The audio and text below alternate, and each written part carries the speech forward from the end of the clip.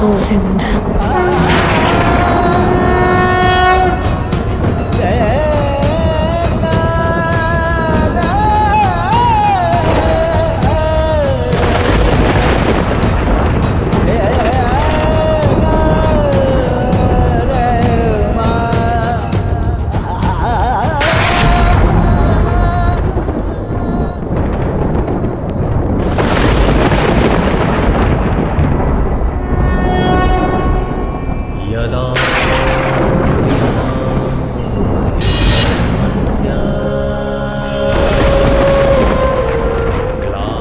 इस चीर के हर धागे का ऋण 100 गुना करके चुकाएगा तुम्हारा ये सखा।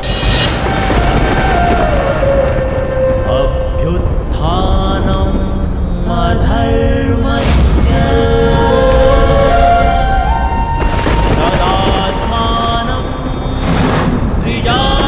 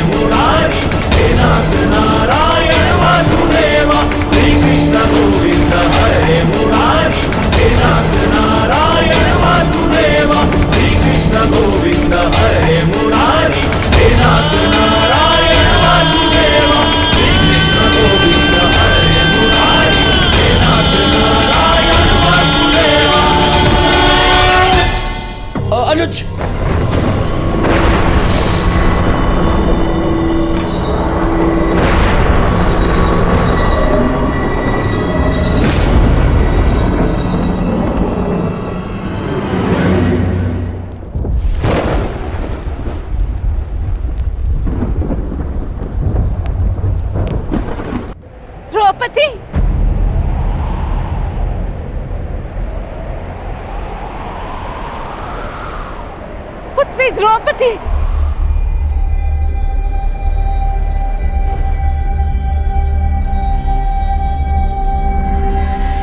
ये क्या अनर्थ हो रहा है सभा में?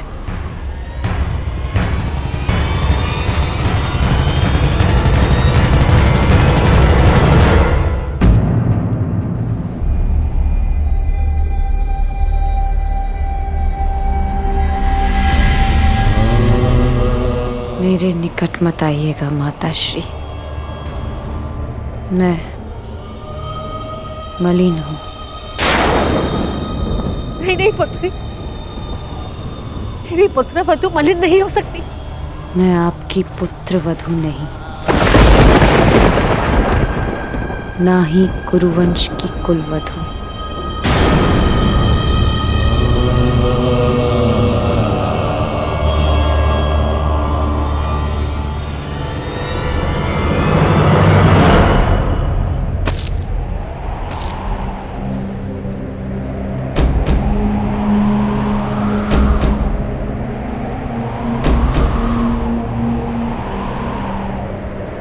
और ना ही आपके पुत्रों की पत्नी।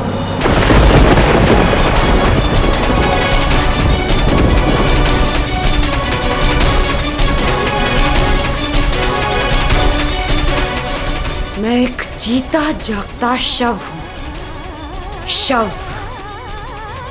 इस संसार की स्त्रियों की लुटी हुई मर्यादा का मैं कुंड हूं, इस सृष्टि की सभी स्त्रियों के आंसुओं का। आज मैं अग्नि नहीं, आज मैं अग्नि सुता नहीं, स्वयं अग्नि हूं। इस मूक मौन सभा के शमशान में जलते हुए नारी के मान के चिता की अग्नि हूं मैं, जो सब कुछ भस्म कर देगी, सब कुछ नाश कर देगी।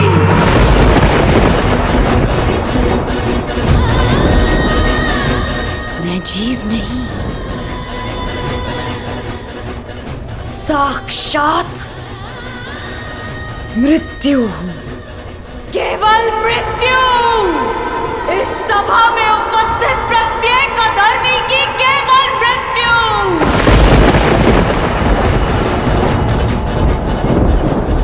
जो इस नग्न सभा में विनाश का नग्न नृत्य करेगी, जो सभा मेरा अपमान देखकर मौन रही, वो सदा के लिए मौन रह जाएगी। मुझसे हरण किए गए वस्त्र इस सभा में सभी के शव वस्त्र बनेंगे। जिसने मेरे अपमान पर अट्टहास किया, उन सबकी मृत्यु पर ऐसा विलाप होगा कि संसार युगों तक स्मरण रखेगा।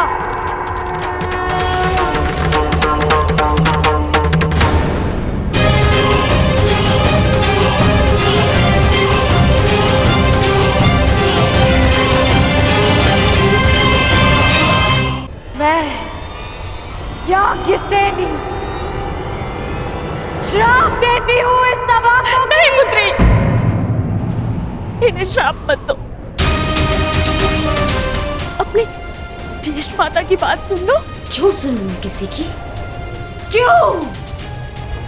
जब मेरी चीत्कार किसी ने नहीं सुनी तो फिर क्यों? क्षमा कर दो पुत्री।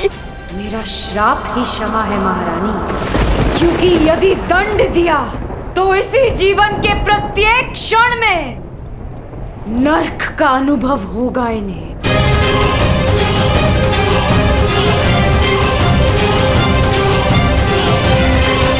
ठीक कहा पुत्री पांचाली।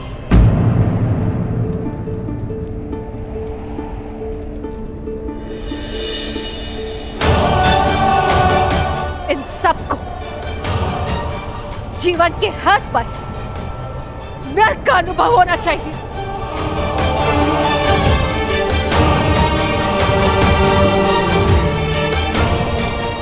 हस्तिनापुर के रक्षकों के मध्य हस्तिनापुर के आचार्यों के रहते, संसार के सबसे बड़ी नीतिवानों के मध्य यह नट कैसे हुआ?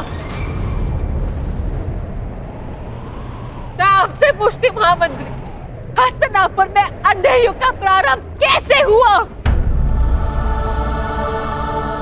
क्यों नहीं आपने इच्छा मृत्यु मांग ली ताजश्री? और आपने क्यों नहीं अपने ही वाणों से अपने हृदय को भेद लिया द्रोणाचार्य?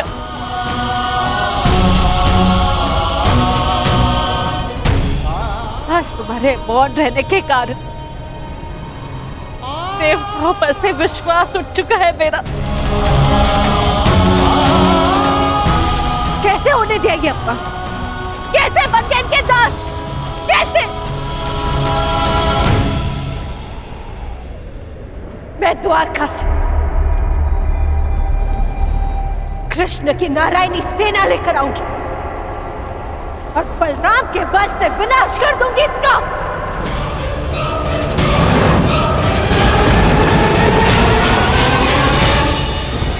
सुन रहे हैं आप महाराज? सुनाई तो दे रही है ना आपको? हस्तिनापुर की ओर बढ़ रही इस विनाश के पश्चात अपने आंखों पर पट्टी बांधते समय मैंने ये नहीं सोचा था कि एक दिन ऐसा भी आएगा, आप अपने मन की आंखों पर पट्टी बांध लेंगे। अगर थोड़ी सी भी लज्जा शेष है आप में तो कुछ कीजिए, इस ज्वालामुखी को फटने से रोक लीजिए महाराज।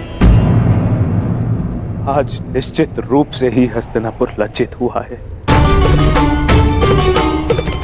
पांचाली पुत्री, मैं तुम्हें वर देता हूं, तुम जो चाहोगी वैसा ही होगा। क्या चाहती हो पुत्री? मांगो, मेरा वचन है तुम्हें। एक स्त्री के लिए उसका मान सबसे बड़ा होता है, और इस सभा में पहले उससे उसका सब कुछ छीन लिया और अभी प्रस्ताव रख रहे हैं कि जो वर मांगोगी मांग लो। अब मैं मांगूंगी नहीं, दूंगी, श्राप दूंगी। मैं याज्ञसेनी इस गुरुकुल को श्राप देती हूँ कि क्षमा करो, मेरे मूर्ख पुत्रों को श्राप देकर उनका त्राण मत करो। तुम्हें जो चाहिए वो मांगो, परंतु श्राप मत दो। मुझसे जो छीना गया वो मुझे कोई नहीं लौटा सकता, परंतु इस अधर्मी खेल में मेरे पतियों से जो छीना गया वो उन्हें लौटा दीजिए।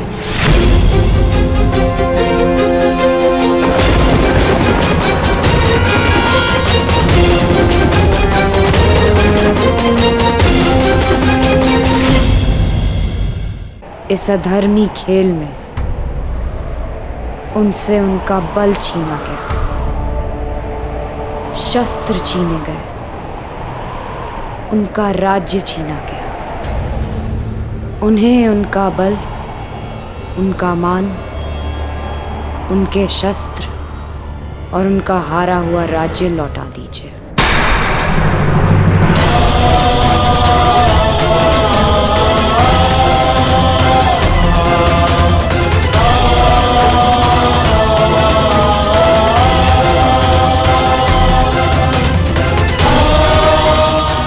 वाह, अब भी मौन है सब।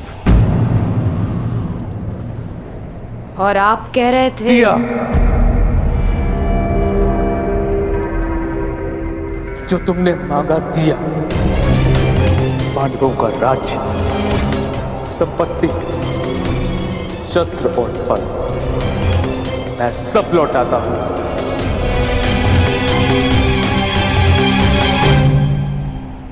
हे पिताश्री, मेरी जीती हुई संपत्ति को लौटाने का अधिकार आपको नहीं है पिताश्री? मैंने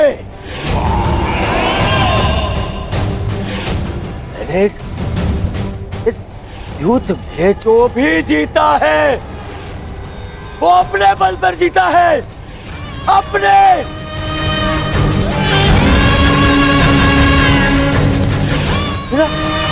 बिना छल के जीता है, बिना युधिष्ठिर को विवश किए जीता है, बिना धर्म किए जीता है। फिर क्यों मैं इसे लौटा दूं? क्यों?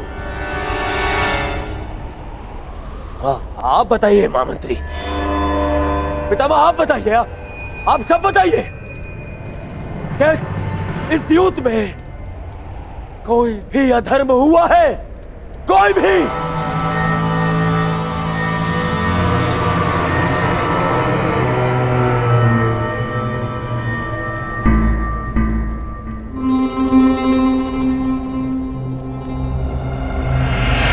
फिर से मौन हो गए सब। अधर्म सामने खड़ा होके पूछ रहा है कि उसने क्या अधर्म किया, और सब फिर से मौन। इस सभा में इतना सब कुछ हो जाने के बाद भी आप सब मौन है।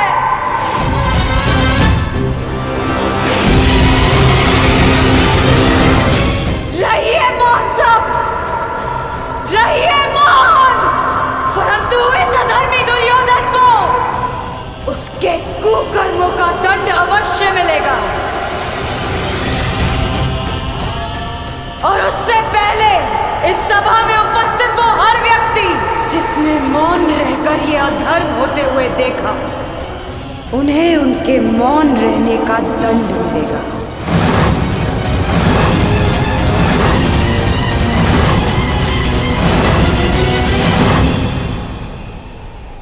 श्राप है ये अग्निसुता द्रौपदी का।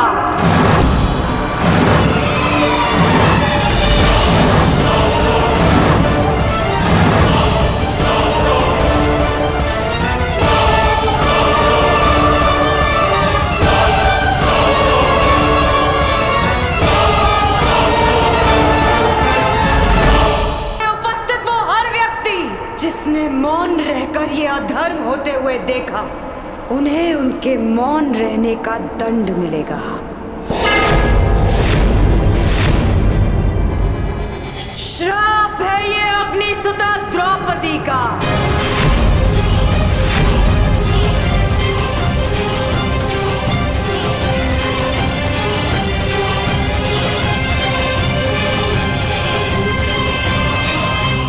पांचाली, वहीं रुक जाइए महान पांडु पुत्रों। मैंने आपको क्षमा नहीं किया, अब आप सबका मुझ पर कोई अधिकार नहीं। वो अधिकार आप पहले ही हार चुके हैं, और उसका प्रतीक है ये खुले हुए केश, जिन पर अब कभी चूड़ामणि नहीं सजेगी।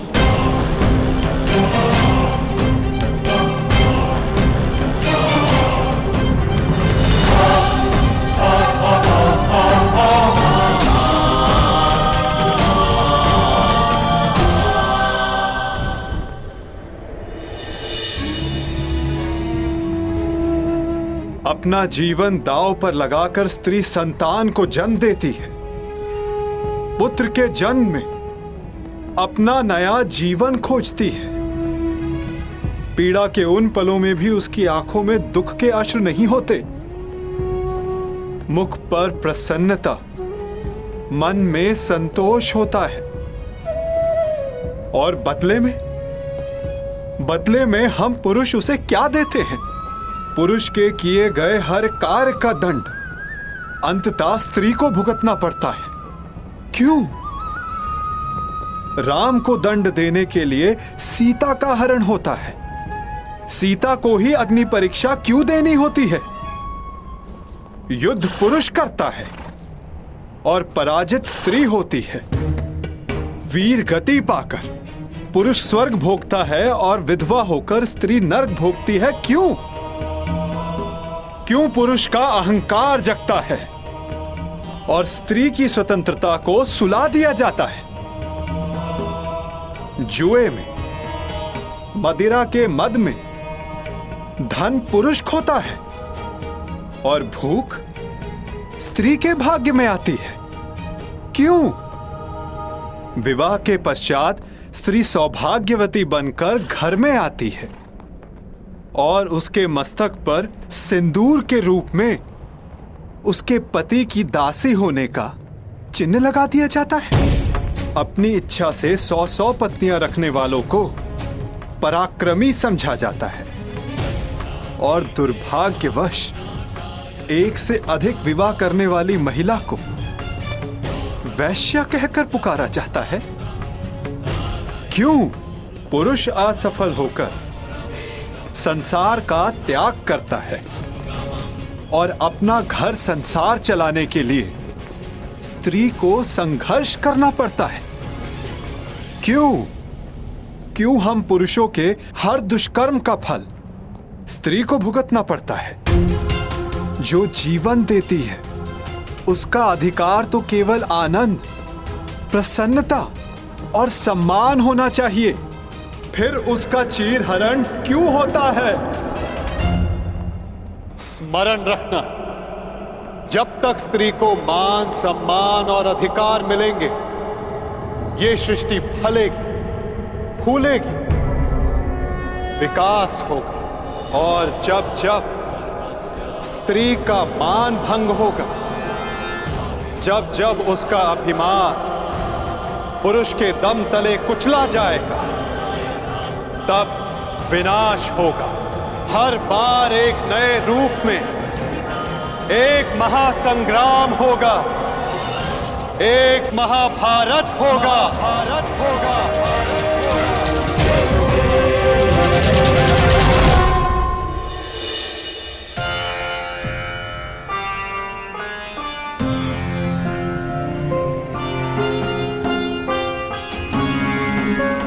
महाराज, आज संसार की सबसे अधिक लज्जित, सबसे अधिक दुखदायी सभा संपन्न हुई। अब आज्ञा दीजिए। नहीं है आज्ञा।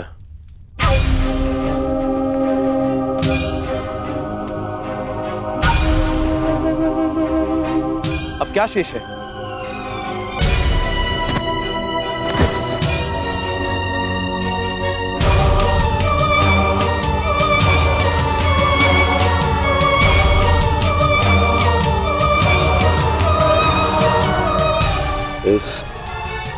इस सभा को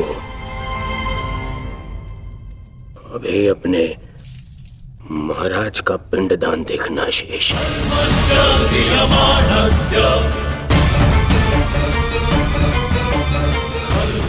नारिकेलम समर्पयामि। ये क्या अनर्थ कर रहे हो दुर्योधन? अपने पिता का तर्पण कर रहे हो मेरे जीते जी। हाँ, आपका पिंडदान कर रहा हूं।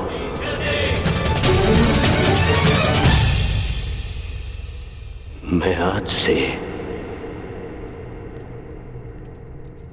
अनाथ हुआ पिताश्री। ये क्या मूर्खता है दुर्योधन? ये मूर्खता नहीं है, ये मेरे और मेरे पिता के मध्य का संबंध है जिसे आज मैं तोड़ रहा हूं।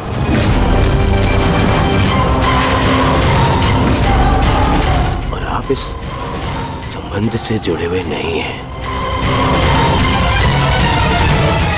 इसीलिए मौन रहिए पितामह। क्योंकि आज जो मेरे साथ हुआ उससे यही प्रतीत होता है कि मैं मैं पिता विहीन हूं। एक पिता अपने संतान के लिए जीता है।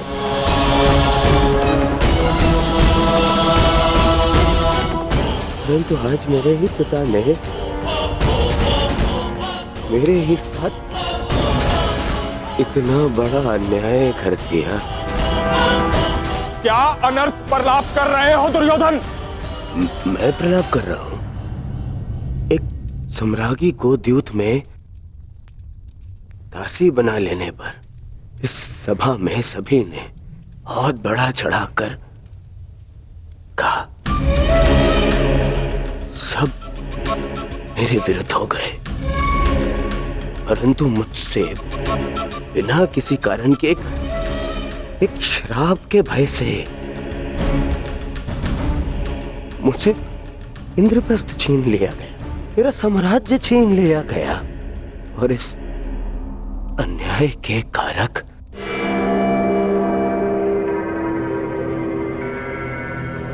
आप हैं पिता महाराज। पहले पितामह के कारण हस्तिनापुर का विभाजन होने दिया आपने, और आज एक श्राप के भय से मेरा जीता हुआ साम्राज्य छीन लिया। महामंत्री, वेदों के ज्ञाता, महाज्ञानी, मंत्र पढ़ी। मैं आज अभी इसी क्षण अपने पिता का श्राद्ध करूंगा।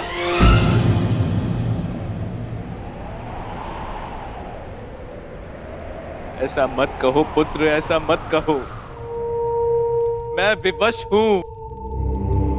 मैं पांडवों का राज्य उन्हें लौटा चुका हूं पुत्र, परंतु ये श्राद्ध मैं सहन नहीं कर सकता पुत्र, सहन नहीं कर सकता।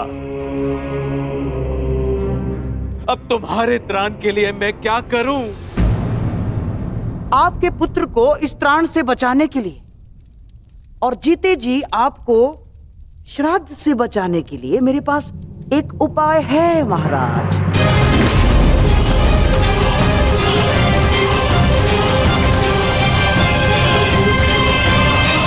द्वार क्यों बंद हो रहा है?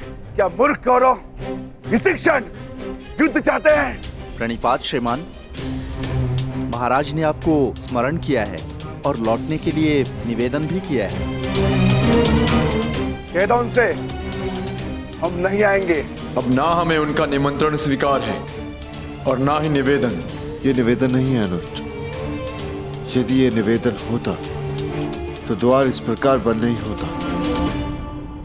ये आदेश है। तुम्हें आदेश और ये द्वार दोनों तोड़ दूंगा। हम लौटेंगे तो बस युद्ध के लिए। नहीं अनुज भीम, नहीं। ताश्री हमारे बड़े हैं, यदि उन्होंने आज्ञा दी है तो हमें जाना होगा। ये आज्ञा नहीं है भ्राताश्री, जाल है और हमें इसमें नहीं फंसना है। पांचाली यहाँ से जा चुकी है, व्यथित है, हमें उसे संभालना है। हमें इंद्रप्रस्थ जाना होगा भ्राताश्री। ये जाल है तो भी हमें धर्म के कारण जाना होगा।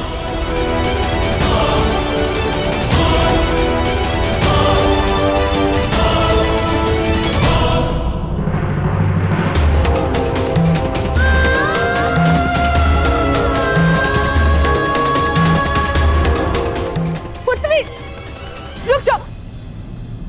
इस अनर्थ का दंड अवश्य दिया जाएगा कौरवों को। यदि मन में क्लेश हो तो मुझसे बात करो, तुम्हारा मन हल्का हो जाएगा, परंतु इस तरह स्वयं को मत जलाओ। पांचन, पुत्री वहीं रुक जाइए माताश्री। ये द्वार मेरे और आपके मध्य की सीमा है, इसे पार मत कीजिएगा। पांचाली को एकांत चाहिए।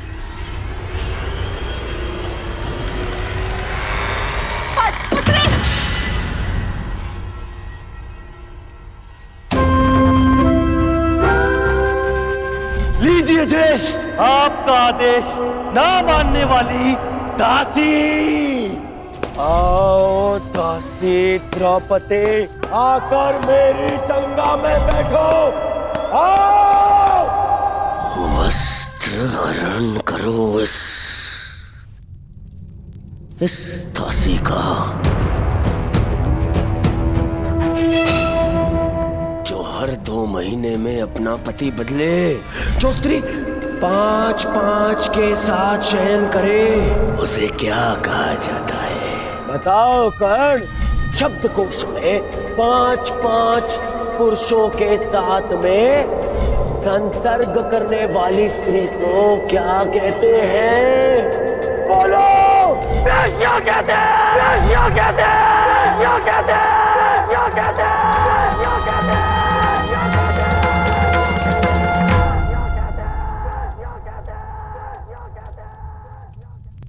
सैनिक, दरवाजा तोड़ दो। पांचाली। ये द्वार द्रौपदी के मन का है बुआ। ये यातना से नहीं खुलेगा, ना ही बल से टूटेगा।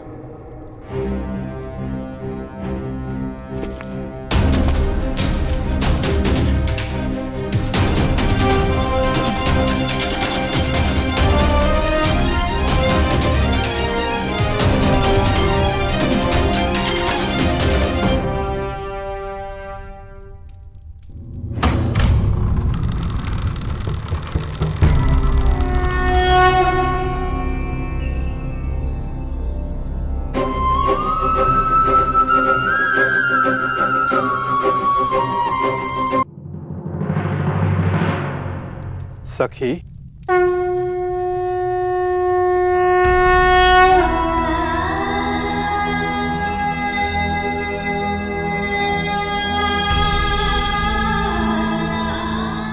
चले जाइए सखा, भीतर मत आइएगा। मैं मलिन हूँ। मलिन तो वो सोच है सखी जो तुम्हें मलिन समझे सखी, और मनुष्य तो भीतर से पवित्र होता है।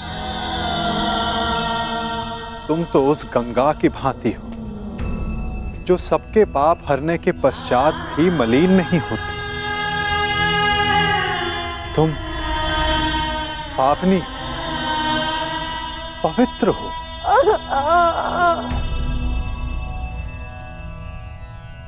चले जाइए केशव।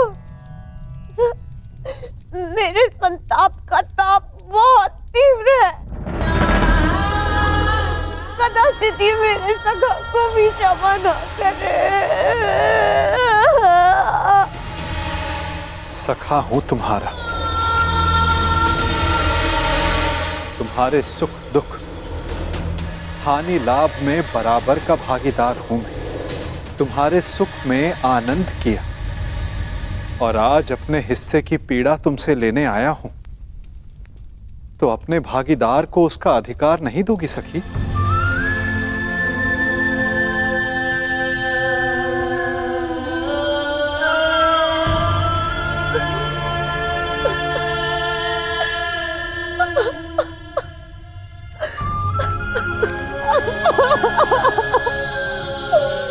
क्यों सखा? मेरे सारे सानंद क्यों? नियति ने मुझे ये सम्मान के लिए क्यों चुना सका? क्यों?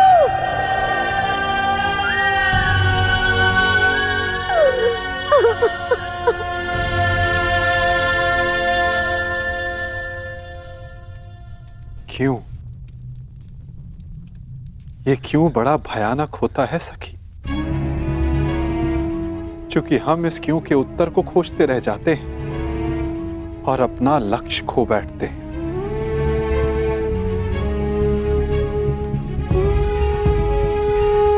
वो बालक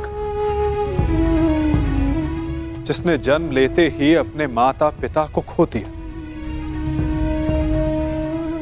जिसने जन्म की प्रथम रात्रि को मां का आलिंगन नहीं मिला, ज्वार खाती यमुना का आलिंगन मिला। यदि वो बालक नियति से इस क्यों का उत्तर मांगता तो क्या मथुरा और गोकुल की नियति को बदल पाता? यदि सीता नियति से पूछती कि रावण ने उनका ही अपहरण क्यों किया, तो क्या यह संसार रावण से मुक्त हो पाता?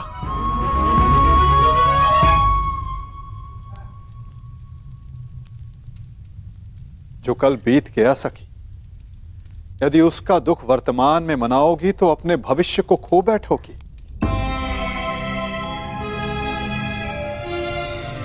जब अपराध तुमने नहीं किया तो तुम क्यों भीतर से जल रही हो सकी? उन्हें जलने दो जिन्होंने ये पाप किया है। तो मार्ग बताइए सखा, मन में धधकती इस अग्नि को शांत करने का मार्ग दिखाइए केशव। क्षमा कर दो, क्षमा कर दो सखी। मन में प्रतिशोध नहीं, न्याय का विश्वास जगाओ। जब तक मन में प्रतिशोध रहे तब तक न्याय को आने का मार्ग नहीं मिलेगा सखी। क्या प्रतिशोध लेना न्याय नहीं है सखा? नहीं सखी, यदि प्रतिशोध लो तो केवल तुम्हारे भीतर की अग्नि शांत होगी, और यदि न्याय के लिए संघर्ष की अग्नि जलाओगी तो दुर्योधन जैसे हर पापी की सोच को भस्म कर पाओगी। तो बोलो सखी, प्रतिशोध लेना है या न्याय स्वीकार है?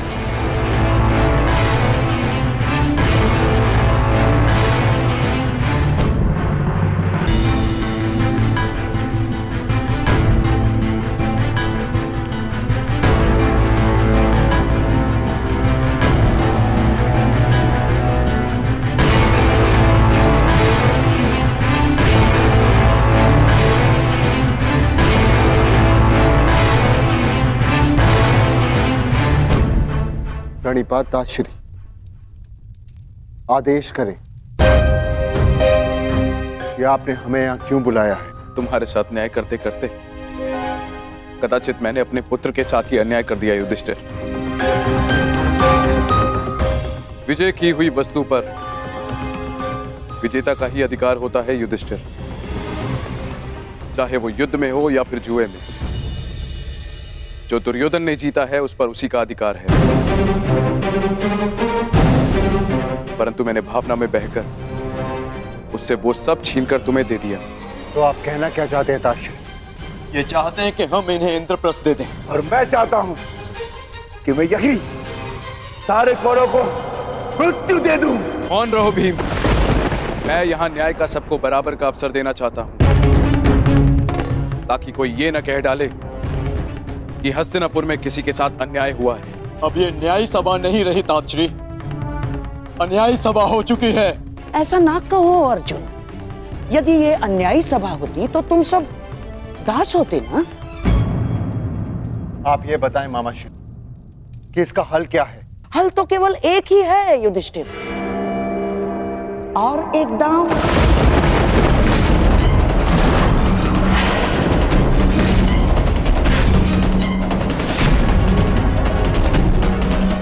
घबराओ मत पुत्रों, इस बार न राज्य दांव पर लगेगा और ना ही सम्मान, परंतु इस बार जीतने वाला दूसरे के राज्य पर 13 वर्ष का अधिकारी होगा।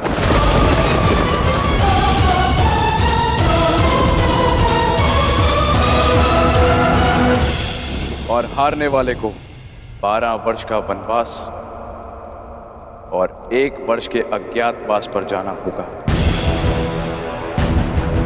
और हाँ, यदि इस अज्ञातवास में अज्ञातवासी पकड़ा गया या पहचान लिया गया तो फिर से 12 वर्ष का वनवास और 1 वर्ष का अज्ञातवास। बोलो पुत्र, स्वीकार है? न्याय का केवल एक ही मार्ग है जो शेष है, एक ही मार्ग है जो धर्म की ओर जाता है। धर्मराज, कहो क्या स्वीकार है तुम्हें ये मार्ग?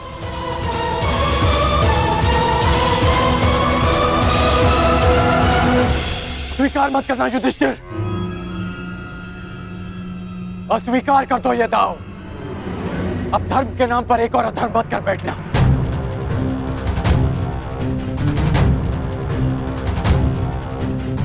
मौन मत रहो युधिष्ठिर, अन्यथा इतिहास तुम्हें कभी क्षमा नहीं करेगा। मत खेलना ये दाव। महाराज धृतराष्ट्र मेरे पिता तुल्य हैं।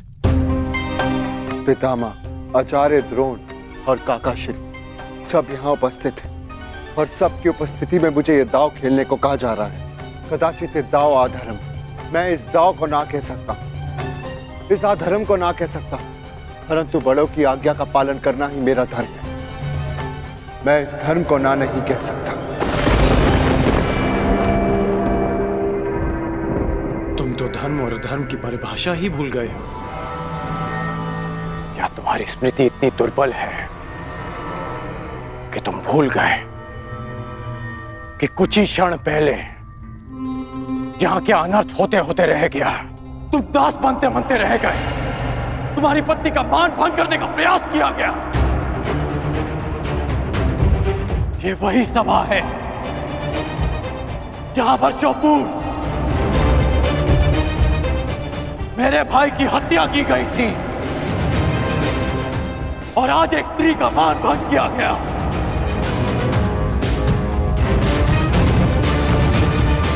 और तुम इस सभा में धर्म की बात कर रहे हो।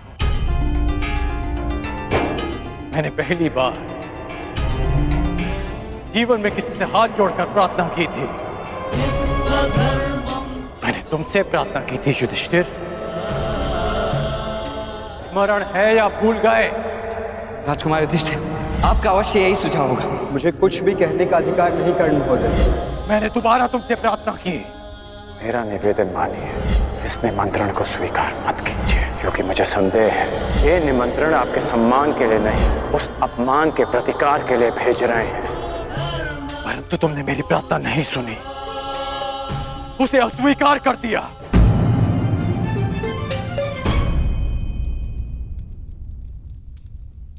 मैं अंतिम बार तुमसे प्रार्थना कर रहा हूं, ये दाव मत खेलना। और यदि तुमने मेरी ये प्रार्थना भी अस्वीकार कर दी तो इतिहास का तो पता नहीं, परंतु मैं तुम्हें कभी क्षमा नहीं करूंगा। तुम्हारे लिए मेरी घृणा और भी बढ़ जाएगी युधिष्ठिर। ऐसी मूर्खता मत करना।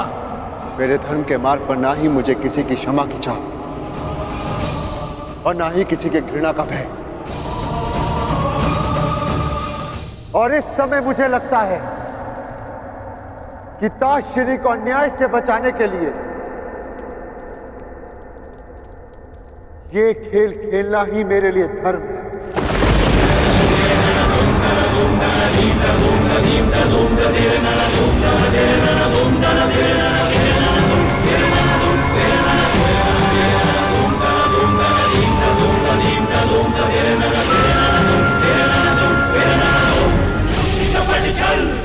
तो क्या मैं ये समझ लूं कि सम्राट एक और दांव खेलने के लिए प्रस्तुत हैं? अस्वीकार कर दो पुत्र। पासों को छूना भी मत पुत्र। नहीं, नहीं पुत्र।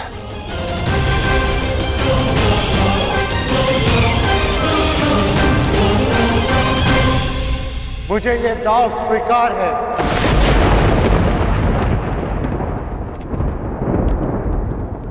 प्रत्येक पापी को दंड भुगतना होगा।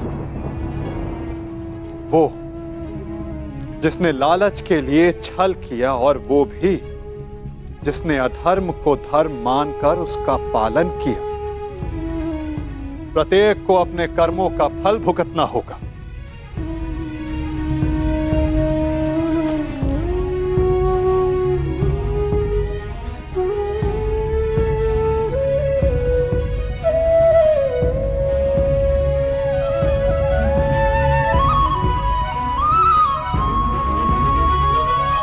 परंतु ऐसे नहीं, पलकों पर अश्रु लेकर नहीं।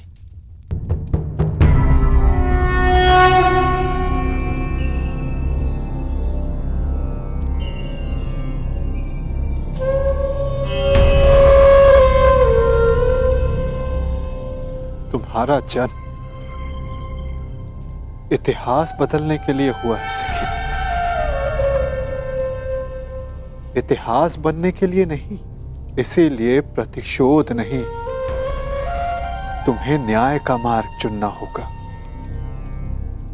क्योंकि प्रतिशोध अन्याय को जन्म देता है और न्याय एक नई व्यवस्था की स्थापना को।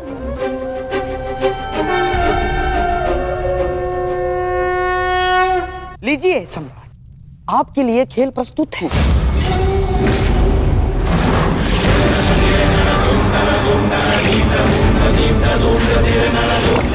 सुंदर युधिष्ठिर, अब मेरी बारी है।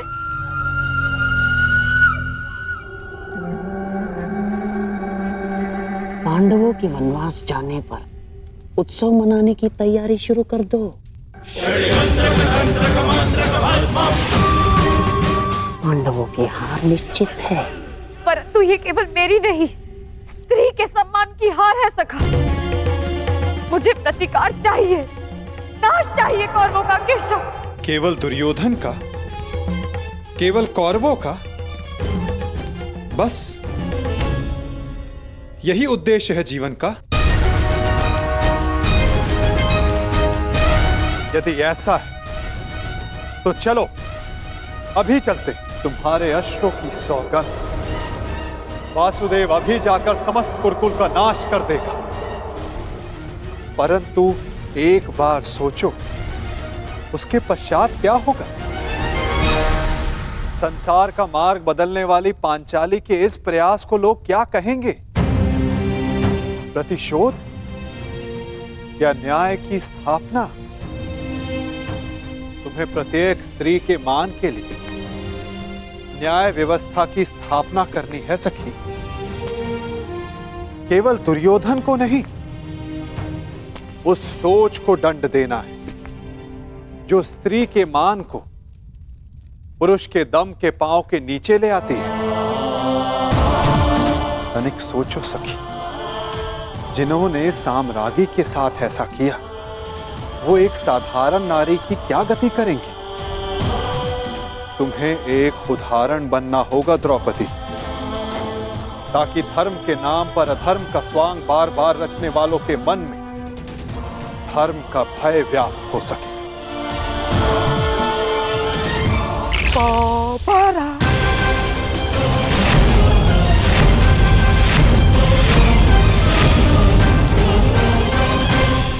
बधाई हो मेरे होने वाले सम्राट। दोबारा हार गए। पांडव दोबारा हार गए।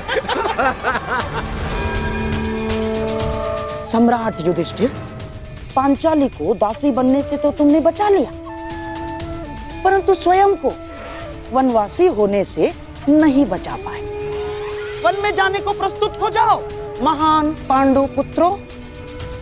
और हाँ, स्मरण रखना, इस पूरे अवधि में ना ही तुम किसी से संधि करोगे और ना ही किसी मित्र राज्य में रहोगे।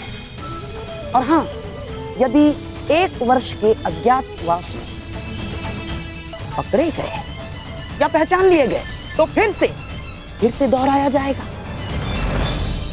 दुर्योधन, ऐसा प्रतीत होता है कि इनका जीवन वन में ही कटना लिखा है। अब तुम ही बताओ, जन्म वन में लिया, विवाह वन में किया, और अब काल का सामना भी कदाचित वन में ही करोगे।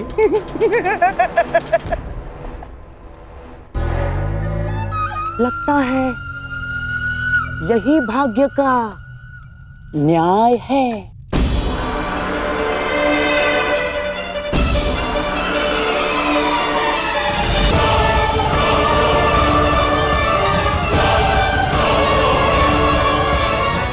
काल का सामना आप करेंगे मामा श्री, क्योंकि इस अन्याय का प्रतिशोध हम लेंगे, न्याय लेंगे हम। तुम्हें न्याय मिलेगा। प्रत्येक पापी को उसके किए अधर्म का दंड मिलेगा। प्रत्येक के कर्मों का फल उस तक लौट कर आएगा सखी। 13 वर्ष पश्चात हम फिर लौटेंगे और इस बार आज्ञा नहीं, हम अपना अधिकार लेंगे। और जो कुछ इस द्यूत भूमि में हुआ है उसका प्रतिकार हम युद्ध भूमि में लेंगे। मैं प्रतिज्ञा लेता हूं कि पांचाली के अपमान पर अट्टहास करने वाले इन 100 कौरवों को मैं अपने इन हाथों से यमलोक भेज दूंगा।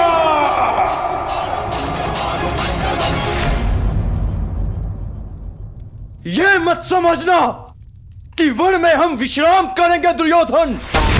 हर पल प्रतिशोध की अग्नि में जलेंगे और जब लौटेंगे तो इतने बाण बरसेंगे, अंधकार छा जाएगा हस्तिनापुर के भविष्य पर। महायुद्ध होगा।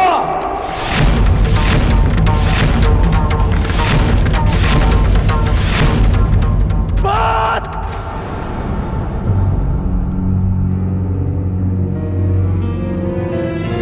किस बात का प्रतिशोध अर्जुन? आज द्रौपदी का सम्मान भंग हुआ तो उसका कारण दुर्योधन के प्रतिशोध से अधिक युधिष्ठिर का लालच था। और अब वनवास भी तुमने स्वयं पाया। मैं ये नहीं कहता इस सभा में जो हुआ वो उचित था। दुर्योधन ने जो किया वो धर्म था। तुमने भी अधर्म किया। तुम्हारे साथ जो हुआ उसका कारण तुम्हारा मिथ्या धर्म है, तुम्हारा लालच है। तुम्हें लगा कि एक बार और युद्ध खेलकर कौरवों को सदा के लिए वन में भेज दोगे। तुम्हें लगा कि यही अवसर है, खेल लो। परंतु अवसरवादी वीर नहीं होते। वीर वो होते हैं जो हर क्षण को अवसर बना दे। यदि आज तुम ये दूसरा दांव ना खेलकर युद्ध करते तो सौगंध अपने गुरु परशुराम की कि अपने आत्मग्लानि के निराकरण के लिए मैं स्वयं अपना कवच निकालकर तुम्हारे चरणों में रख देता और तुमसे कहता कि मेरा सर धड़ से अलग कर दो। परंतु तुम सब कायर हो। तुमने युद्ध चुना, युद्ध नहीं। द्रौपदी का मान भंग करने के उत्तरदायी तुम पांचों भाई हो। जब देखो नियम और धर्म का बखान करने वाले। जानते भी हो कि नियम और धर्म क्या है? नियम और धर्म वो होते हैं जो समाज और मनुष्य के कल्याण के लिए होते हैं, और जो नियम और धर्म विनाश ले आए वो अधर्म है। और इस बार ये अधर्म तुम सबने किया है। धर्म और अधर्म का निर्णय इस सभा में नहीं होगा कर्ण। बीतने दो 13 वर्ष, उसके पश्चात होगा यह निर्णय। उन 13 वर्षों के पश्चात कर्ण युद्ध भूमि में तुम्हें सबसे आगे खड़ा मिलेगा। तुम भाई जिसे धर्म युद्ध कहते हो, मैं उसे तुम जैसे धर्म को ना समझने वालों के विरुद्ध महायुद्ध कहता हूं। ये युद्ध प्रतिशोध के लिए नहीं होगा, ये धर्म युद्ध होगा। धर्म और न्याय की स्थापना के लिए होगा, साधुओं के परित्राण के लिए, दुष्कर्मियों के नाश के लिए होगा। जब खेत में खरपतवार इतनी बढ़ जाए कि रोकी ना जा सके तो उसे जलाकर भस्म कर दिया जाता है, ताकि उसकी भस्म की नींव पर नई फसल जन्म ले सके, एक नए संसार के लिए, एक नई व्यवस्था की स्थापना के लिए, सुनहरे भविष्य के लिए कलंकित वर्तमान के विरुद्ध युद्ध होगा। इस सृष्टि का सबसे बड़ा युद्ध होगा। उनके विरुद्ध जिनके हाथों में मैं भारत का भविष्य सुरक्षित नहीं समझता। तुम्हारे धर्म की विद्या सोच और मेरे परिवर्तन की प्रतिज्ञा के मध्य होगा महायुद्ध, होगा महाभारत। ऐसा युद्ध जो ना पहले कभी हुआ है, ना इसके पश्चात होगा। होगा महाभारत।